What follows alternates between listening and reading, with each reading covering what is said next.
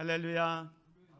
하나님의 은혜와 축복이 여러분과 여러분의 가정에 충만하시기를 주님의 이름으로 축원을 드립니다. 함께 앞뒤좌우 형제자매에게 인사하겠습니다. 당신에게 좋은 일이 일어나고 있습니다. 회복을 넘어 부흥으로 갑시다. 성령의 능력으로 부흥을 경험합시다. 감사합니다. 이제는 소망을 이야기합시다라는 주제로 말씀을 드리고 있는데요. 우리가 소망을 이야기하기 위해서는 제일 먼저 우리를 향하신 하나님의 계획을 깨달아야 된다, 이렇게 말씀을 드렸습니다. 그리고 이제는 소망을 이야기하자. 어떤 환경과 어떤 처지에 있더라도 갈렙이 그 가나안 땅을 정탐하고 와서 모세에게 보고할 때 긍정적인 보고를 한 것처럼 우리가 어떤 상황에서도 믿음의 눈을 통해서 소망을 이야기합시다 말씀드렸습니다. 세 번째로는 소망의 기초, 바디메오의 사건을 통해서 우리가 가지고 있는 소망은 믿음 위에 세워져야 한다, 이렇게 말씀드렸습니다. 그리고 지난주에는 소망의 실천으로 갈렙이 헤브론 산지를 놓고 이 산지를 내게 주셔서 하면서 자기가 가지고 있는 소망을 행동으로 옮겨서 그 헤브론 땅을 차지했던 것을 생각하면서 소망을 행동으로 라는 말씀으로 말씀을 전했습니다. 오늘은 다섯 번째 시간으로요, 소망의 시련, 소망이 시험을 받을 때라는 제목으로 말씀을 드리면서 함께 은혜를 받기를 원합니다. 소망의 시련, 소망이 시험을 받을 때 어떻게 할 것인가. 인내는 쓰고 그 열매는 달다라는 속담인가요? 제가 출처를 찾아보니까 속담이 아니고 사실 옛날에 아리스토텔레스가 이 얘기를 했더라고요. 인내는 쓰고 그 열매는 달다. 아마 여러분도 예전에 중고등학교 시절에 자기 책상 그 위에다가 이 글씨를 써놓고 열심히 공부한 적이 있을 것입니다. 인내는 쓰고 그 열매는 달다라는 말은 인내와 끈기를 가지고 어려운 상황을 견디고 노력하면 결국은 좋은 결과나 보상을 얻게 된다는 의미를 담고 있습니다. 그래서 아무리 힘든 과정을 지금 겪고 있다 하더라도 그 과정의 결과로서 얻어지는 성취감이나 행복이 매우 달콤하다라는 말씀을, 이 인내는 쓰고 그 열매는 달다라는 말이 우리에게 가르쳐주는 교훈이라고 할 수가 있습니다. 성경에도 이와 같은 말씀들이 있습니다. 시련은 잠시이지만 소망은 영원하다, 이렇게 얘기합니다. 시련은 잠시, 그러나 소망은 영원하다.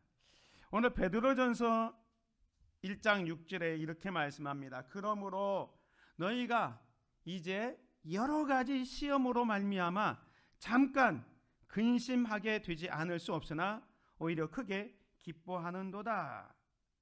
베드로는 이 말씀을 통해서 신앙의 여정 가운데 시험과 어려움이 찾아올 수 있다는 것을 인정하고 있습니다. 하지만 베드로는 이 시련과 시련은 잠깐이라는 것을 강조합니다.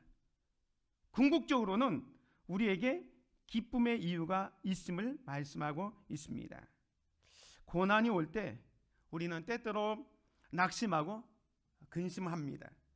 그러나 하나님께서는 그 시험들을 통해서 우리의 믿음을 정결하게 하시고 영광스러운 결과로 이끄십니다. 그래서 바울도 이렇게 얘기하죠.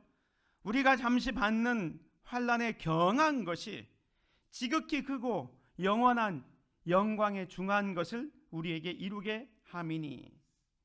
사도 바울이 말하는 이 환난이 잠시이며 또 가벼운 것이라고 표현하고 있는데, 이것은 결코 저나 여러분이 겪는 고난이 작다는 의미가 아니라 하나님께서 주실 지극히 큰 영광에 비교하면 이 고난은 그 무게가 가볍다라는 뜻을 말씀하고 있습니다.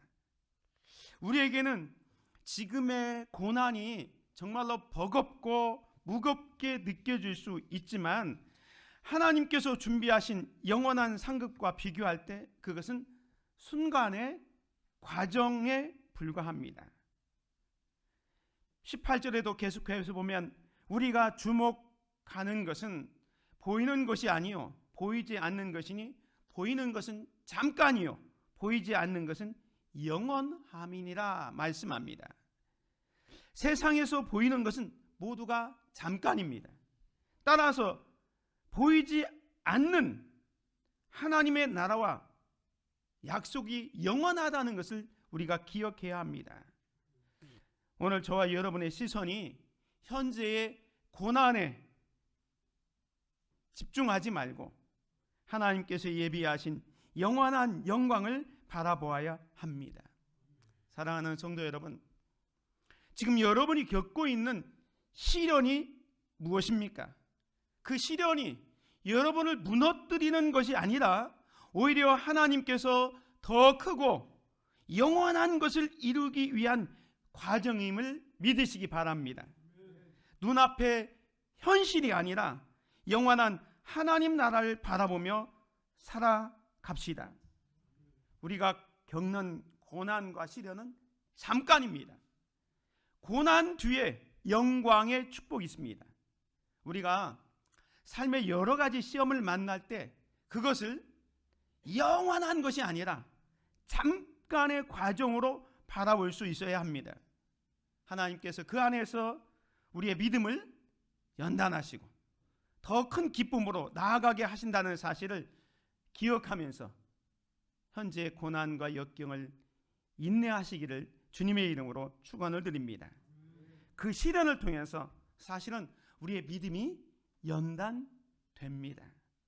오늘 베드로전서 1장 7절에 보면 너희 믿음의 확실함은 불로 연단하여도 없어질 금보다 더 귀하여 예수 그리스도께서 나타나실 때 칭찬과 영광과 좋은 귀를 얻게 할 것이니라 라고 말씀합니다. 신앙의 여정에서 우리는 여러 가지 시험과 고난을 경험하는데 베드로는 그 고난을 불로 연단하는 과정에 비유하고 있습니다. 금도 불을 거쳐야 용광노석이 들어가야 그 불순물이 제거되어져서 순도가 높아지는 것처럼 우리의 믿음도 이런 시련을 통해서 더욱 정결하게 되고 강한 믿음으로 자라게 되는 것입니다. 사랑하는 성도 여러분, 여러분이 겪는 시험 또 어떤 어려움이 사실은 나의 믿음을 단련하는 과정임을 기억하시고 낙심하지 말고 하나님을 신뢰하시기를 바랍니다. 시험을 피하려기보다는 그 속에서 하나님이 이루실 일을 기대하며 인내할 수 있도록 기도합시다. 욥이 이런 고백을 하지 않습니까? 그러나 내가 가는 길을 그가 아시나니 그가 나를 단련하신 후에는 내가 순금같이 되어 나오리라. 욥은 극심한 고난 속에서도 하나님께서 자신의 길을 알고 계심을 확신했습니다. 비록 자신이 이해할 수 없는 고통 가운데 있었지만 하나님께서 그 고난을 허락하신 이유가 있음을 믿었습니다. 마치 금이 불을 통과하며 정련되듯이 하나님께서는 우리의 믿음을 연단하시고 정결하게 하십니다. 우리의 삶 속에서 이해하기 어려운 시련을 겪을 때가 있습니다. 하지만 하나님께서는 우리 모두의 길을 알고 계시며 결국 우리를 더욱 강하고 순결한 믿음으로 이끌어 가십니다. 중요한 것은 우리가 그 과정 속에서도 하나님을 신뢰하는 겁니다. 사랑하는 성도 여러분, 현재의 고난이 끝이 아니라 그 속에서 하나님의 선한 계획이 있음을 기억하며 믿음으로 나아가는 귀한 성도들 되시기를 주님의 이름으로 축원을 드립니다. 오늘 믿음의 시련, 소망이 시험을 받을 때 소망의 시련에 대해서 생각하고 있기 때문에 오늘 마태복음 15장에 나오는 가나안 여인의 소망과 그가 겪은 시련에 대해서 같이 생각해 보면서 우리가 겪고 있는 이 시련을 어떻게 극복해야 되는지에 대해서 같이 생각해 보려고 합니다. 오늘 본문에 나오는 이 가나안 여인의 소망이 무엇이었을까요? 오늘 22절에 보면 가나안 여자 하나가 그 지경에서 나와서 소리질러 이르되 주 다윗의 자손이여 나를 불쌍히 여기소서 내 딸이 흉악하게 귀신 들려나이다 하되, 이 가나안 여인이 가지고 있는 소망은 무엇입니까?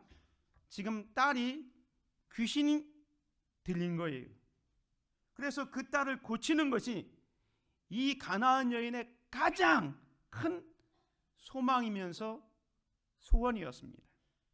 모든 부모가 그렇듯이 자녀가 어떤 질병에 있어서 고통을 당하고 있다? 그러면 그 자식을 고치는 것에 모든 것을 투자합니다. 그리고 그 자녀가 정상으로 건강하게 생활하기를 소망합니다. 우리 속담이라고 하죠. 10손가락 깨물어서 안 아픈 손가락이 있겠느냐. 우리 자녀들이 다 그와 같지만 특별히 아픈 자녀가 있다. 그러면 그 아픈 자녀가 정상적으로 돌아오기를 위해서 더 애를 쓰는 거예요. 오늘 이 가나안 여자도 마찬가지입니다. 이 가나안 여자에게 딸이 하나 있는데 귀신이 들려가지고 지금 생활이 엉망입니다. 그래서 귀신이 떠나가고 정상적인 생활을 하는 것이 이 가나안 여인, 이 어머니의 소망입니다. 그런데 이 어머니가 소망한다고 해서 그 소원이 그냥 이루어지는 것은 아닙니다. 오늘 본문에 보면 이 가나안 여인의 소망이 시련을 겪고 있습니다. 딸을 고쳐보겠다는 것, 또 딸이 정상적으로 돌아오는 것이 소망인데 그 소망이 성취되기까지는 시련이 있었다는 거예요.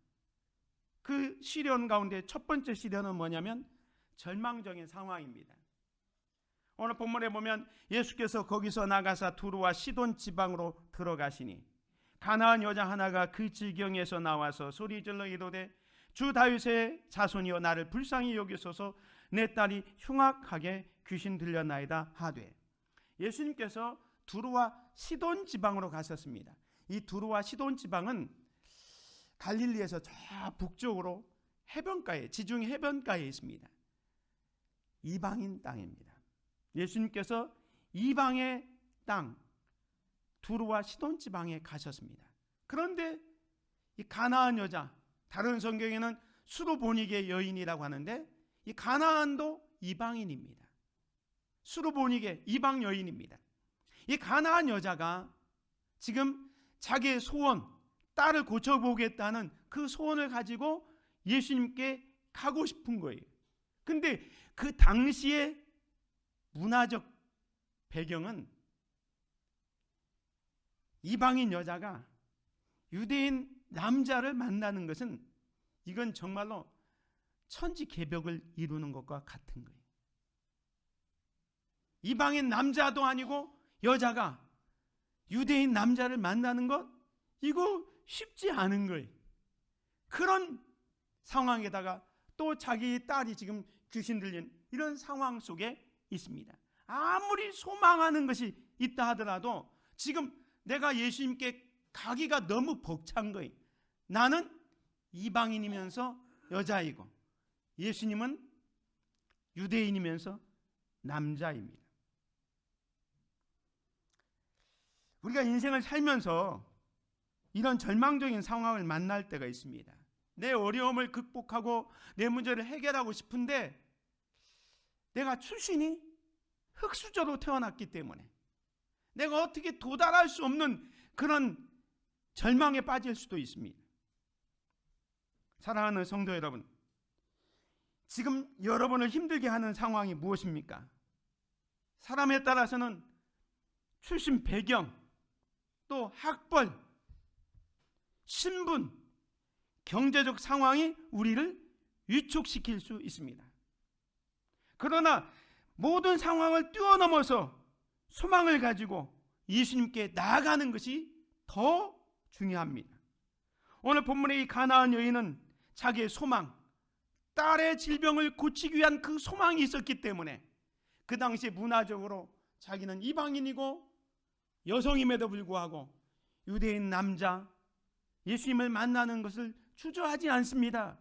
그래서 그것을 초월해서 다윗의 자손이여 나를 불쌍히 여기소서 내 딸이 흉악하게 귀신 들렸나이다 라고 요청하고 있는 것입니다.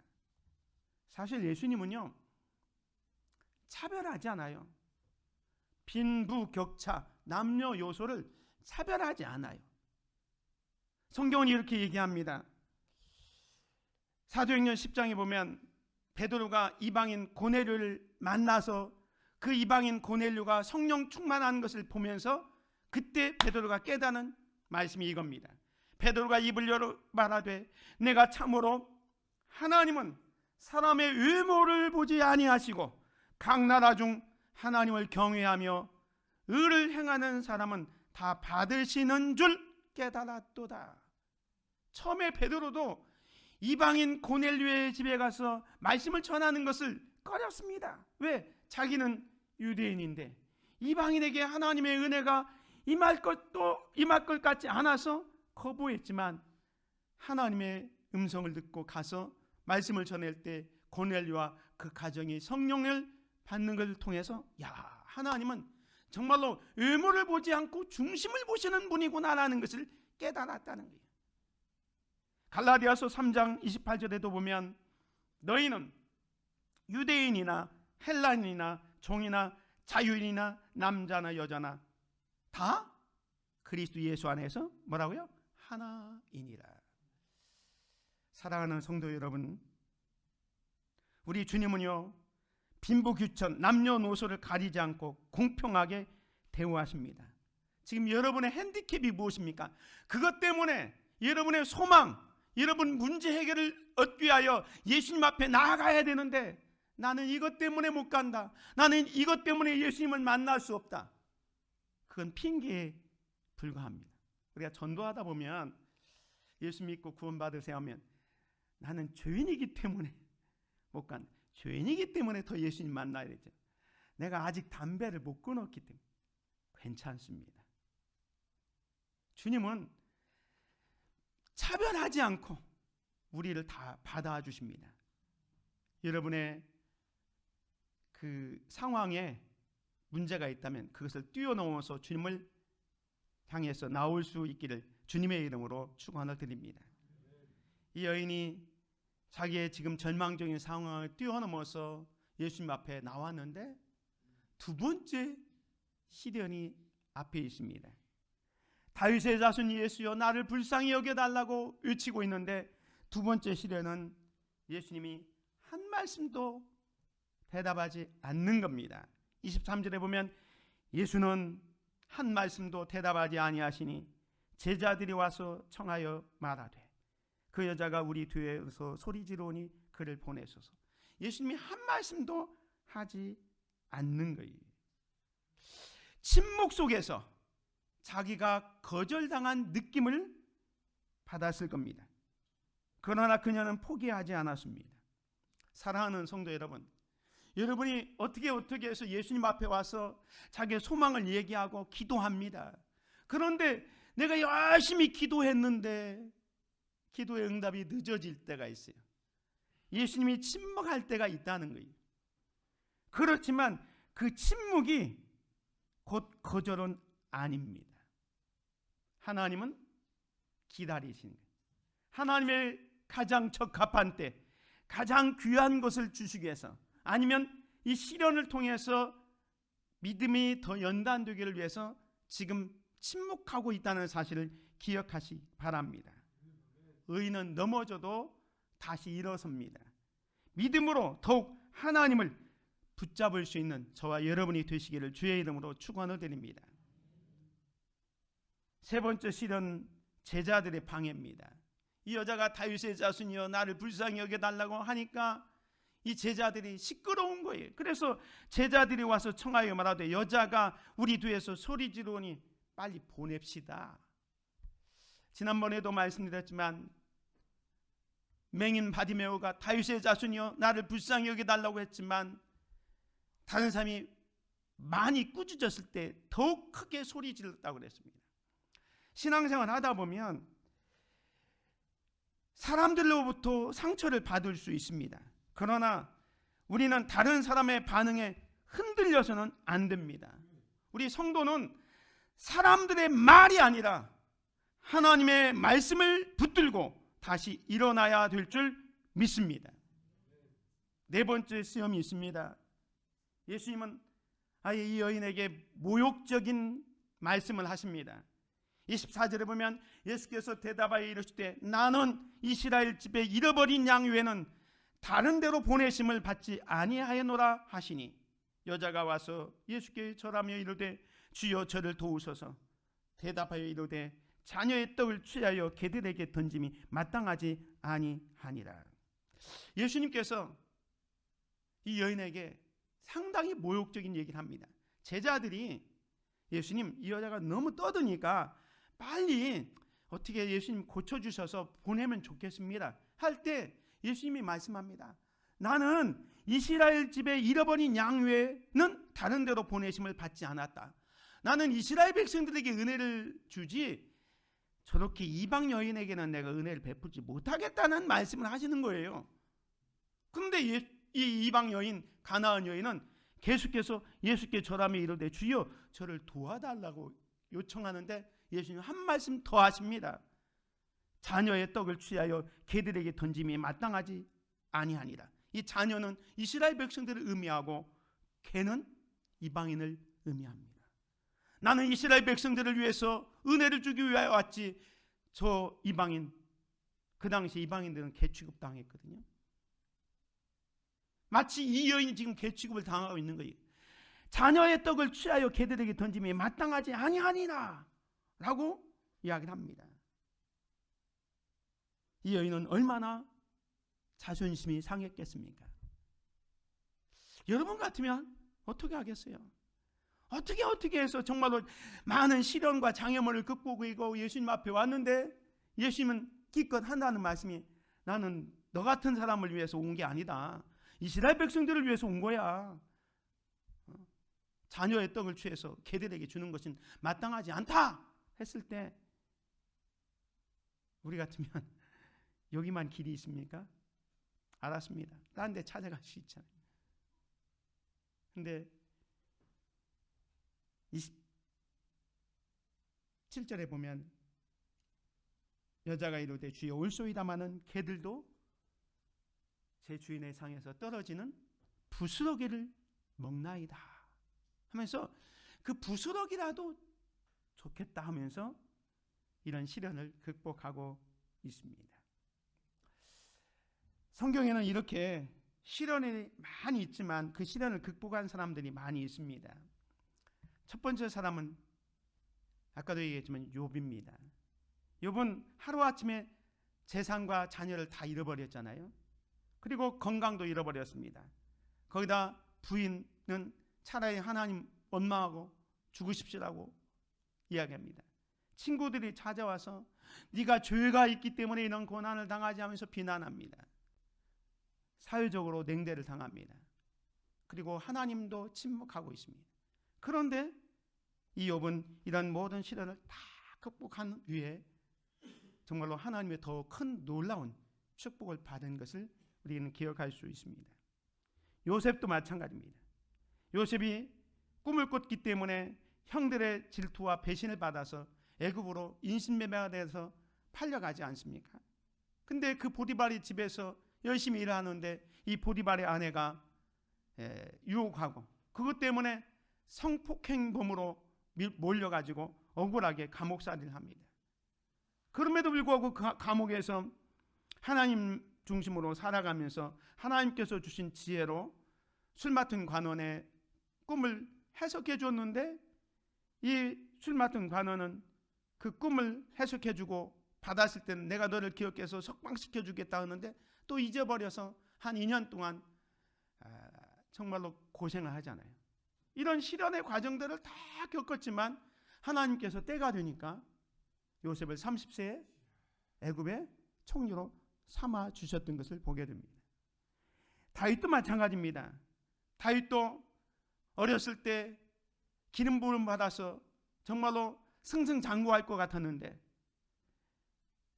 사울 왕의 사유가 되어서 이제 모든 것이 다 된 줄 알았는데 이 사울 왕이 자기 사위 다윗을 막 시기 질투해서 추격하고 나중에 왕이 되었지만 자기 아들 압살롬이 왕자의 난을 일으키고 그리고 바세마를 범한 것 때문에 그 때문에 집안에 엄청나게 많은 고난이 찾아옵니다.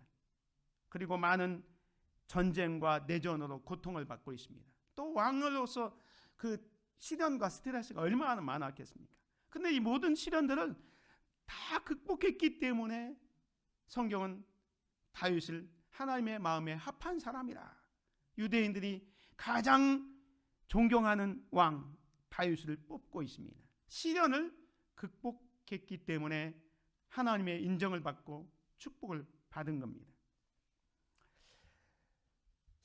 회복 탄력성이라는 말이 있습니다. 이런 책들이 많이 나왔는데요. 이 회복 탄력성이라는 말이 뭐냐면 개인이나 집단이 어떤 스트레스, 역경, 고난, 변화 등 어려운 상황을 직면했을 때 이를 극복하고 다시 원래의 상태로 돌아가거나 더 나아진 상태로 회복할 수 있는 능력을 회복 탄력성이라고 이야기합니다. 그런데 믿음의 사람들이 어려운 상황 속에서도 소망을 잃지 않고 다시 일어설 수 있는 힘, 회복 탄력성. 우리 크리스찬의 회복 탄력성은 어디에서 오느냐? 하나님을 믿는 믿음과 그 안에서 인내하는 것 때문입니다. 믿으십니까? 하나님의 사람들은요, 소망이 시험을 받을 때도 넘어지지 않습니다. 그래서 이 시련을 통해서 오히려 영광과 존귀를 얻게 됩니다. 오늘 베드로전서 1장 7절 같이 읽습니다. 시작. 너희 믿음의 확실함은 불로 연단하여도 없어질 금보다 더 귀하여 예수 그리스도께서 나타나실 때에 칭찬과 영광과 존귀를 얻게 할 것이니라 라고 말씀합니다.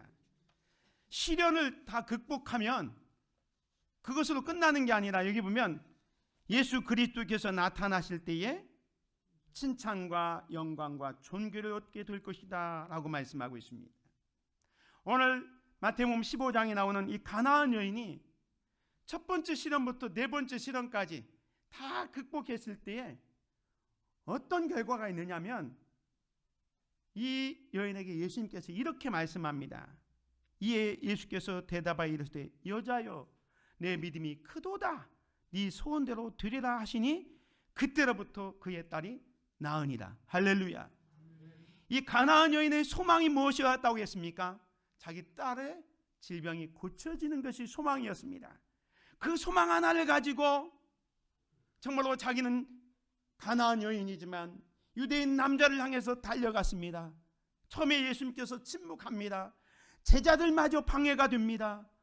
예수님은 계속해서 자녀의 떡을 취하여 개들에게 던짐이 마땅하지 아니라고 모욕적인 이야기를 했음에도 불구하고 주여 올소이다마는 개들도 자기 주인의 상에서 떨어지는 부스러기를 먹습니다라는 그 대답을 했을 때 예수님께서 여자여 내 믿음이 크도다 네 소원대로 드리라 말씀합니다. 예수님의 인정을 받고 있습니다. 칭찬과 존귀와 영광을 얻고 있는 거죠. 그리고 그 여인의 소망대로 그때로부터 그의 딸이 나으니라. 내 소원대로 되리라. 네 소원이 뭡니까? 이 여인의 소원은 딸이 고침받는 거였잖아요. 그래서 딸이 고침받은 겁니다. 할렐루야. 시련이 있다고 해서 그 시련 때문에 좌절하고 넘어지는 것이 아니라 정말로 그 시련을 극복해서 나아가면 하나님께서는 오늘 저와 여러분을 위하여 여러분이 가지고 있는 그 소원을 다 이루어 주실 겁니다. 헬렌 켈러라는 여사를 잘 알죠? 이분은 시각장애인이고 또 청각장애, 중복장애를 있었는데 이 중복장애 두 가지 장애를 잘 극복해서 최초로 학사학위를 받은 인물로 우리에게 잘 알려져 있습니다. 이 헬렌 켈러 이야기는 어떠한 상황에서도 포기하지 않고 끊임없이 노력했을 때 그가 놀라운 그 업적을 남기고 사람들에게 존경을 받았다라는 사실을 이야기해 주고 있습니다. 이 헬렌 켈러가 유명한 말들을 많이 남겼는데 몇 가지만 소개하면 이렇습니다. 낙관주의는 성공으로 인도하는 믿음이다. 희망과 자신감이 없으면 아무것도 이루어질 수 없다. 세상은 고통으로 가득하지만 그것을 극복하는 사람들로도 가득하다라고 말씀합니다. 이중장애를 극복했던 헬렌 켈러의 말입니다. 시련 때문에 좌절하지 않고 그 시련을 뛰어넘는 삶을 살았던 것입니다. 우리나라의 현대 그룹의 창업자 정주영 회장님도 유명한 말을 많이 남겼어요. 그 중에 하나가 뭐냐면 시련은 있어도 실패는 없다라는 말입니다. 인생을 살다 보면 시련이 없을 수는 없다는 거예요. 그렇지만 그 시련을 통해서 성장하고 발전하는 겁니다. 그 시련을 통해서 배움의 기회로 여긴다면 그 시련도 내 다음 단계에 도움이 될 수 있는 거지요. 성경에도 그런 말씀이 있습니다. 같이 한번 읽습니다. 시작. 의인은 7번 넘어질지라도 다시 일어나려니와 악인은 재앙으로 인하여 엎드러지느니라. 의인은 하나님을 믿는 하나님의 백성들을 말합니다. 7번 넘어질지라도 다시 일어난다. 7전8기죠. 성경에 있는 말이에요. 7전8기.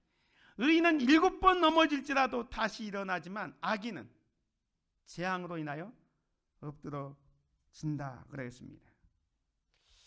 오뚜기 인생을 살아야 됩니다. 이 오뚜기가 넘어지지만 다시 일어나고 또 넘어지지만 다시 일어납니다. 이렇게 오뚜기가 넘어져도 계속 일어설 수 있는 이유는 뭡니까? 가운데 무게중심이 있기 때문에 그랬어요. 우리 성도는요, 믿음의 성도들은 시련과 넘어짐이 있더라도 다시 일어설 수 있는 것은 내 안에 예수 그리스도가 있기 때문입니다. 내 안에 예수 그리스도를 모신 자는 시련 앞에서 결코 좌절하지 않습니다. 그래서 충만이라는 그 노래 가사 가운데 이런 찬양 있잖아요. 고난 중에도 견뎌낼 수 있는 것은 주의 계획 믿기 때문이라. 실패하여도 일어설 수 있는 것은 예수 안에 오직 나는 승리함이라. 이런 믿음으로 살아가는 저와 여러분이 되시기를 주의 이름으로 축원을 드립니다. 소망을 붙잡고 시련을 이겨냅시다. 우리는 다양한 시련과 시험을 겪지만 그것이 우리의 소망을 꺾어서는 안 됩니다. 오히려 하나님께서 우리를 연단하시고 더욱 강하게 하시는 과정임을 기억해야 합니다. 믿음의 연단을 통해서 우리는 더욱 순결한 신앙을 가질 수 있으며 결국 주님 앞에서 칭찬과 영광과 존귀를 얻게 될 것입니다. 기도하겠습니다. 은혜로우신 아버지 하나님 감사합니다. 우리에게 소망이 있고 꿈이 있지만 그 소망이 이루어지기까지는 많은 어려움과 고난과 시련이 우리 앞에 있습니다. 그러할지라도 우리가 그 시련 앞에서 넘어지지 않고 다시 일어설 수 있는 것은 내 안에 예수 그리스도가 있기 때문임을 믿게 하여 주시옵소서. 그래서 어떤 고난 앞에서도 다시 일어서서 전진할 수 있는 우리 믿음의 성도들 다 되게 하여 주옵소서. 예수 그리스도의 이름으로 기도드립니다. 아멘.